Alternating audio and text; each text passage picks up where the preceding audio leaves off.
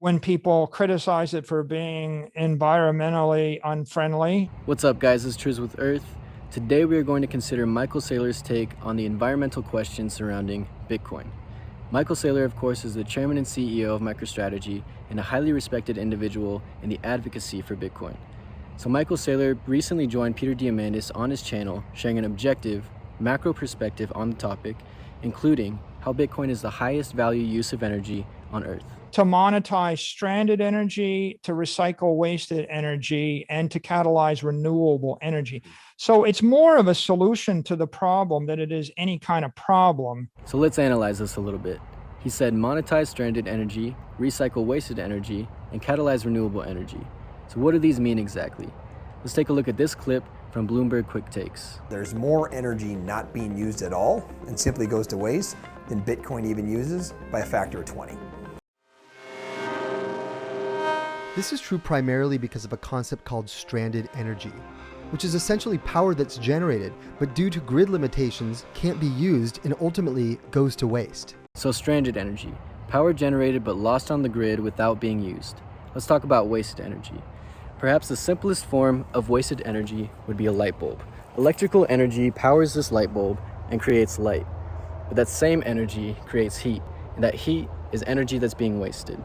Now let's talk about the third and final item on this list, catalyze renewable energy. Let's hear directly from Michael Saylor on catalyzing renewable energy. You want a wind farm, put it 10,000 miles from the nearest human being and let the wind blow, because Bitcoin monetizes intermittent energy too. And if you, there's one last interesting dynamic here. Google can't put a data center in Iceland because they can't monetize all the energy and they need high bandwidth lines. A typical data center like AWS or Google, it needs super high bandwidth, triple redundancy. And so you would never put it 1,000 miles from civilization.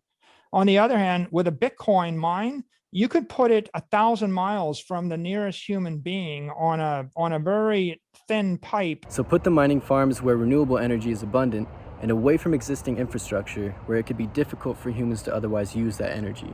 And here's another interesting example. So if you have a volcano in El Salvador, you can monetize it at 40 cents a kilowatt hour.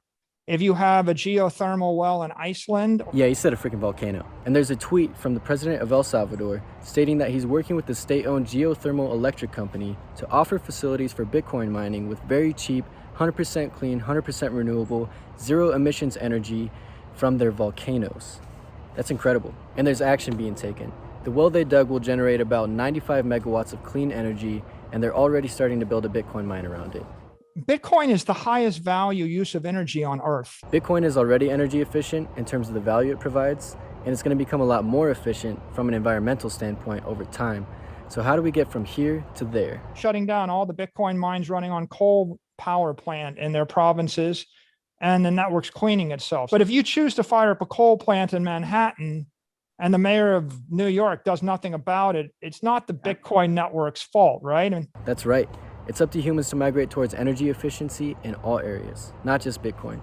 And with options like reusing and recapturing stranded energy, wasted energy, and renewable energy, that day might come sooner than we think.